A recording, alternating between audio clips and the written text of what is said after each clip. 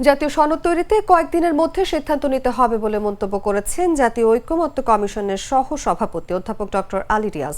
বলেন, জাতীয় ঐকমত্য কমিশনের ব্যর্থতা মানে সকলের ব্যর্থতা। মঙ্গলবার রাজধানীর ফরেন সার্ভিস একাডেমিতে রাজনৈতিক দলের সাথে জাতীয় ঐকমত্য কমিশনের বৈঠকের আগে সূচনা বক্তব্যে মন্তব্য করেন তিনি।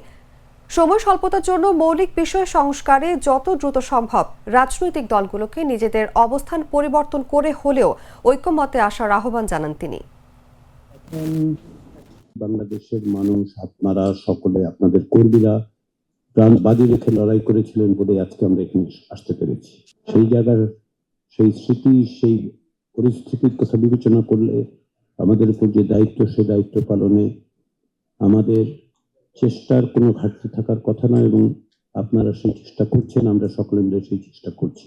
এই সপ্তাহের পরে সময়ের স্বল্পতা এমন জায়গায় গিয়ে দাঁড়াবে যে আমাদেরকে বাস্তবত খুব দ্রুততার সঙ্গে কিছু কিছু বিষয়ে সিদ্ধান্ত নিতে হবে। আমরা আশা করছি যেগুলো আপনারা বিবেচনায় রাখবেন।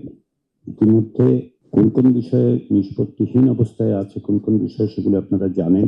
আমি আবারও রাজনৈতিক দলগুলোর কাছে আমার আন্তরিক ধন্যবাদের পাশাপাশি অনুরোধ করতে চাই যে আমাদেরকে জাতীয় সনদ তৈরি জায়গায় যেতে হবে, সকলে মিলে যেতে হবে, যতদূর সম্ভব সকলে মিলে যেতে হবে। বান্ডেল থাকলে প্রতি সেনমানিতে টাকা বাঁচবে। বিকাশ সেনমানি বান্ডিল কিনে জিতুন প্রতি লেনদেনে।